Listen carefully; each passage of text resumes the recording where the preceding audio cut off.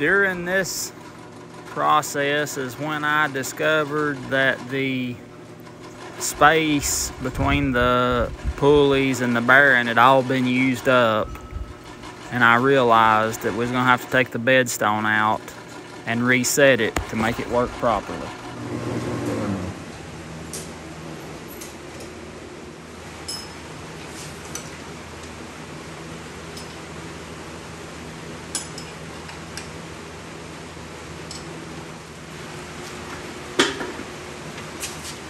So here we've got this little Planters Pride Gristmill that I worked on a while back, you may remember. And we've got to get this thing, the bedstone, reset in the case, because the shaft was out of adjustment. The stones had wore down so much that you could not adjust the shaft in anymore, because it was causing an issue right here where this pulley meets the bearing housing. So we're going to reset the bedstone, set it up closer to the runner stone inside the case. And to do that, the first thing I've got to do is stand this pallet, mill, and everything up on its end. So we're going to turn it up like that. And I can lift this pretty good from one end, but what I'm going to do is I'm going to put my block and tackle right here, and that way I can come down and pick this, help lift and pick this thing up, as well as hold it stable once I get it up. So if I make it through this alive, you'll be seeing this video.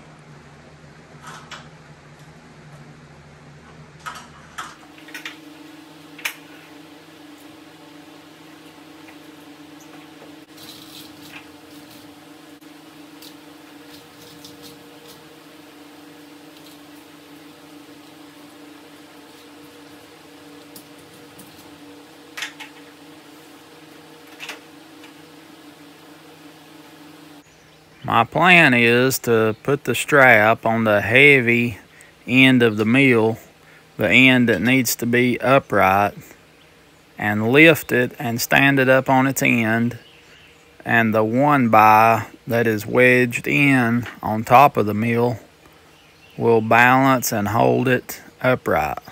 That's my plan. We'll see how it goes.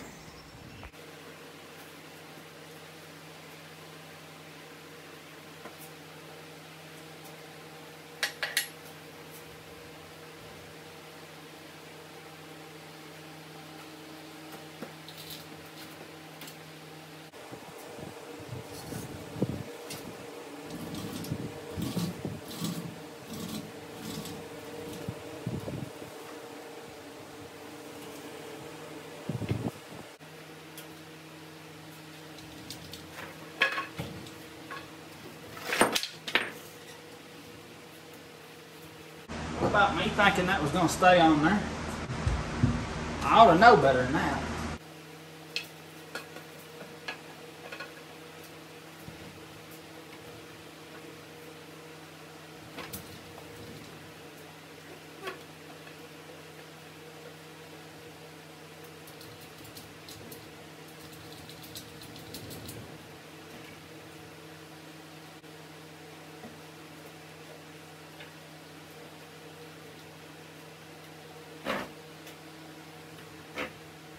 Got my little level on here, so I'll know exactly when that's close to level. That's what we want.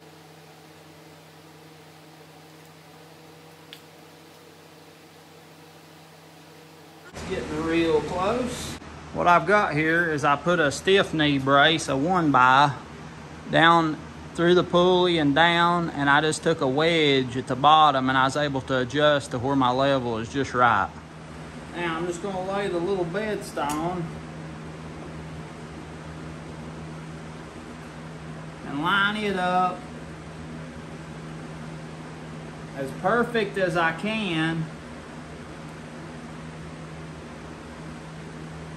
with the runner stone. Now we know that the two faces are now perfectly to each other. Now I'm going to measure the depth to get an idea of how much space is going to be between the back of the bedstone and the back of this case. Lay my straight edge across, measure down to the case, exactly 4.5 inches. Now this is from the outside lip of the case. We'll have to keep that in mind. So the outside lip of the case fits right here along this edge. So if we come up 4.5 inches, take our straight edge, the average on our stone is about 4 inches, looks like. So that tells me that there's going to be about 1/2 inch between this bedstone and the back of that case. So after looking at this, I had like almost 4 inches or a little over. That was not really enough because there's 4.5 inches clearance inside this case, and I know that this thing needed quite a bit because it was all the way all maxed out right here on the adjustment. So what I done, I come down here and I took this bearing cap off and I adjusted the tethering wheels all the way out, so there's no more space between the bearing, the housing, and the shaft. So what that does is it allows the runner stone to drop down in the case here as far as it can. Bedstone on top of that drops down as far as it can. That gives the max amount of space between the bedstone and this case, and takes up as much slack as possible out of the adjustment to fix the problem. Now we have about 2 5/8 inches to go up against the 4.5. So that tells me that the amount of mortar between this bedstone and the outside of the case is going to be around 2 inches. So what I'm going to do now, I'm going to take some of my pouring putty that I use for Babbitt. This piece has got dirty from me using it and handling it. I'm going to divide it in 2 pieces. Roll it out. Something that's about 2 inches long or a little better. I'm going to set it right here. Just like that. Another one on this side. And what that is going to do is that is going to tell me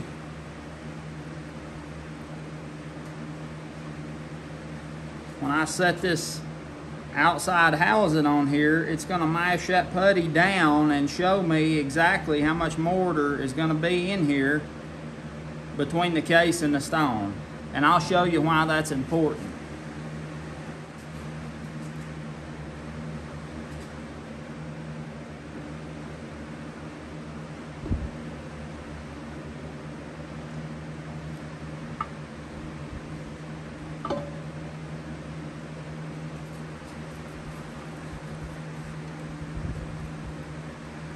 Our strap's kind of in the way here, but that's the only place we could put it, so it's going to have to be in the way a little bit.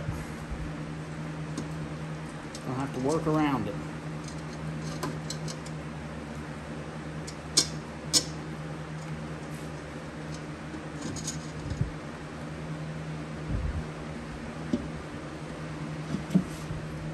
Okay, so the case set down fully all the way around. Now we'll try to gently lift it up.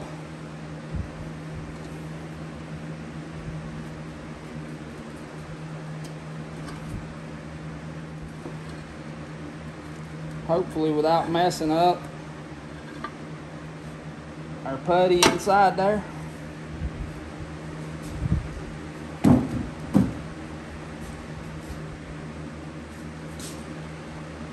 That was just barely made contact. So that was just perfect on the amount of putty that we put in there. Say from that spot, we're gonna have about 1 3/4 inches of mortar on this side. And over in this spot, about the same, about 1 3/4 inches.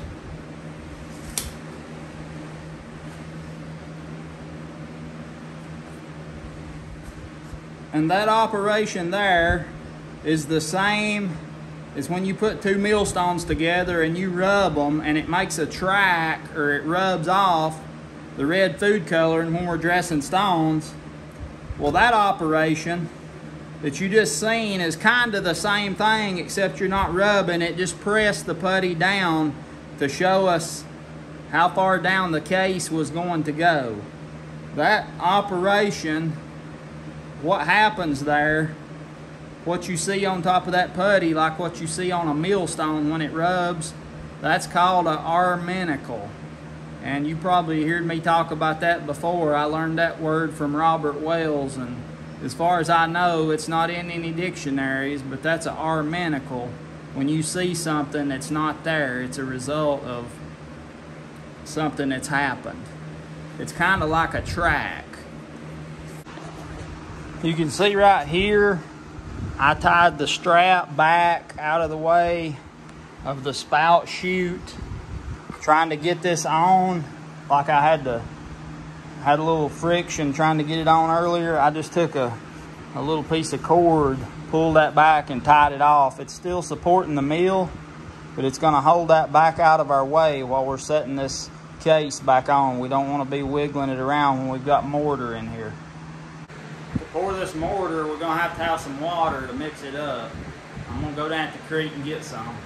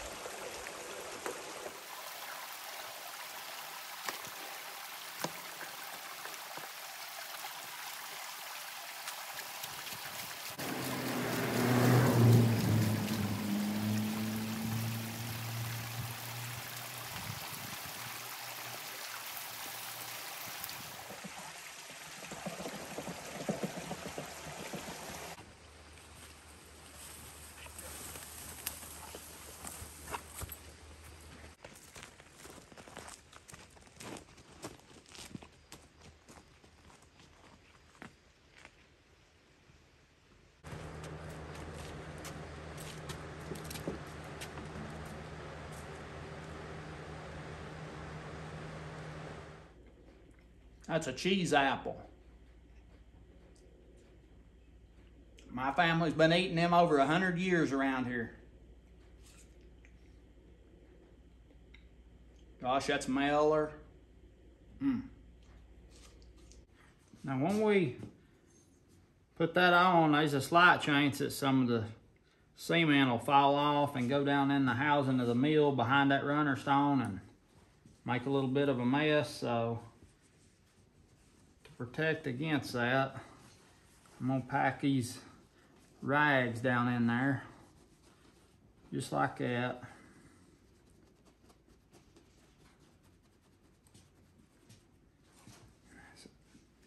There's two over here on this side.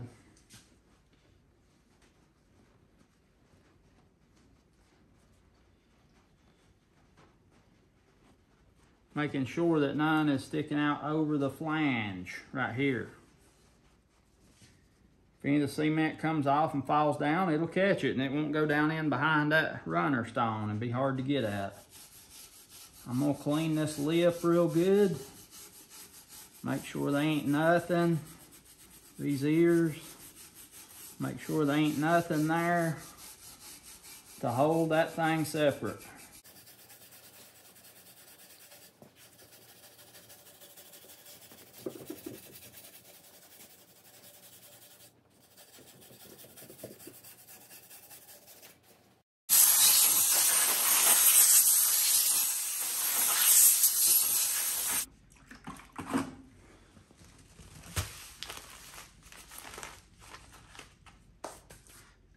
This is a sand mix. It's about the highest PSI that they sold out there. So it'll be good for what we're going to use it for.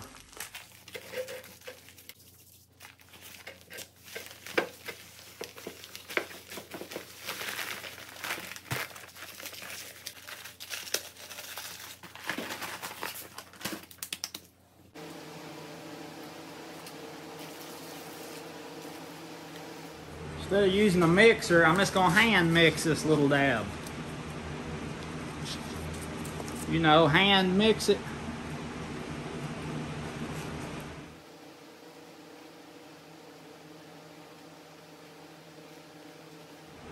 Well, I made some soup instead of mortar.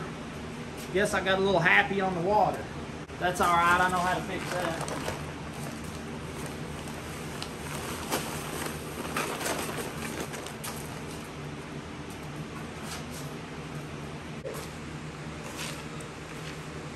Working on Mills, what are you doing? Glad to see some company. I've been here all week by myself.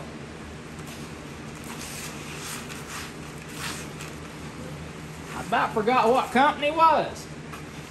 You ain't got a pound cake, have you? What? You ain't got a pound cake, have you? I still didn't hear you. You ain't got a pound cake, have you? Pound cake? Yeah. Yeah, I got one at the house. At the house? That ain't gonna do me no good.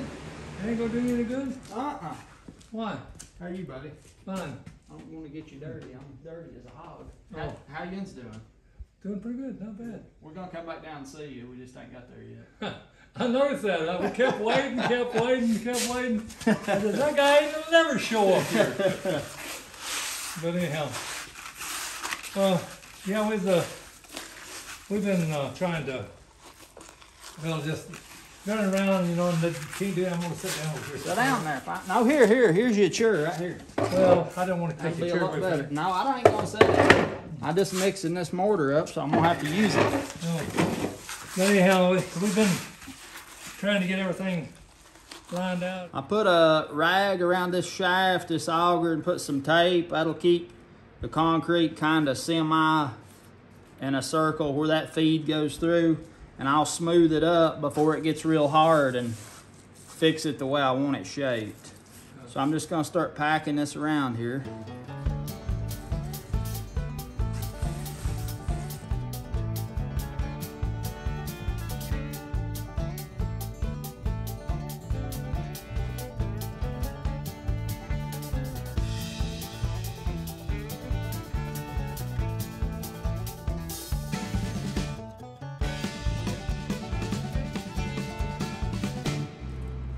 Take a couple spots out,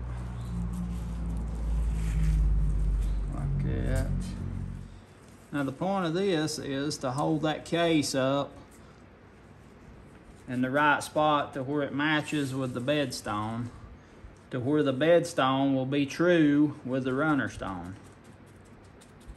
That's what this is gonna do. It's gonna hold it true. We can flip it over then. We can flip it over and pour the rest of the concrete around the bedstone in that other half of the case, and it'll be true where we want it to stay. And these voids will allow me, when I pour that mortar, the mortar will come around and go in here and fill these up, and it'll lock it in.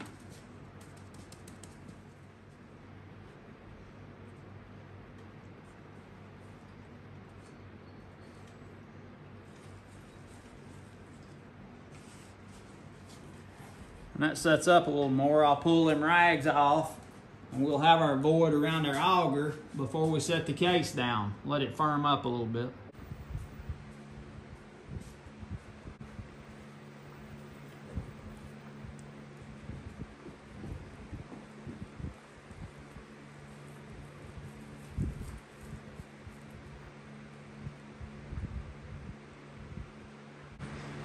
Oh yeah.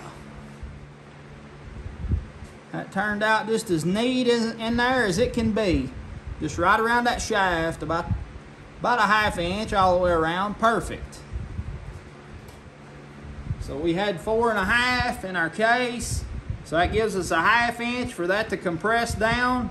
And we'll let it set right there. Set this case on, let it harden up.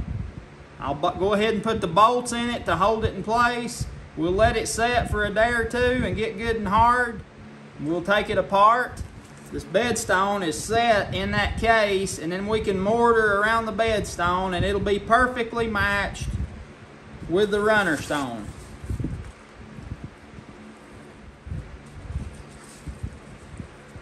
The only problem I can see is if that ain't firm enough when this sets down on it, it may compress some of this mortar in towards the auger, which as long as it's not touching the auger, it won't be a problem, because it needs to be tight because that feeds the grain in. This is why I put the putty in to measure, I guess, the compression, if you will, or the space in there, because I didn't want to have too much mortar so that it squirted out and got down in the auger and all that. So that's why that was important. Well, that feels like it's just perfect. Go ahead and put our bolts in.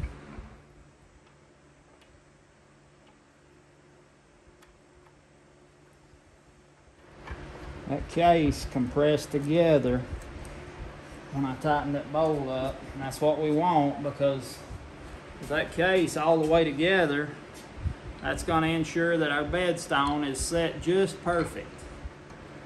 Looks like that case is tight all the way around, but I'm going to tighten it up a little more anyway, just to make sure.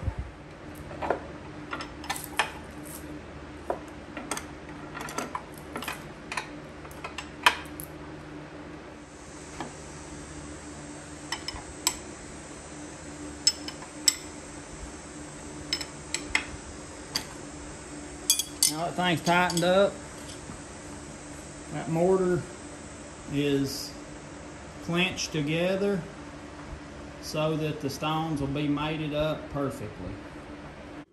All right, this thing's been setting. I'm gonna take the bolts out of it now and see how it comes apart for us. All right, it looks like that is not connected to the mortar. So I'm gonna gently pick this up.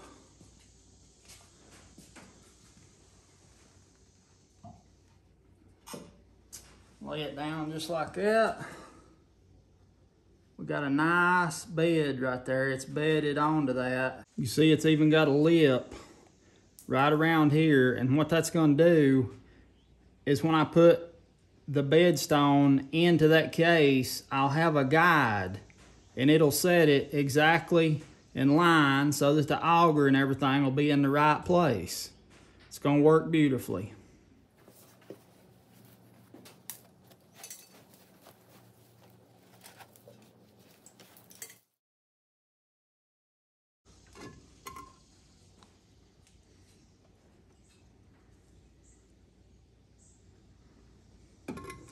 You can see that's going to fit this auger just perfect. Putting that rag in there really worked good. Now we'll set this bedstone down in the case and we'll pack mortar in these voids on the outside, and that will lock this bedstone into that case. So that's good. That's what we want. I'm going to set it right back in the case flipped over. So we're gonna flip the bedstone over. Make sure there ain't nothing in here. Hold it up. We're gonna flip the bedstone over and we're gonna set it right. Now you heard me, we've got them lips down in there. So it goes against the lips, and that's exactly where it needs to be set. It's setting pretty flat. I want it lined up just so perfect there, so that it's got room for the auger to come through. I can feel the lips down in there. It's exactly where it needs to be. So what we'll do now is we'll mix us up some mortar and fill in this void and pack it in to surround. I had thoughts about spraying something on the inside of this to seal that metal where it's rusting, maybe some Rust-Oleum. I think I'm still going to do that. I don't like the fact that it won't stick to the metal if I do that. I don't think it will anyway, but it's got these studs sticking out on the side which holds the mortar in place. So I'm thinking it'll be fine to spray the inside of that with Rust-Oleum to stop that rust and then put our mortar in there. So I think that's what I'm going to do.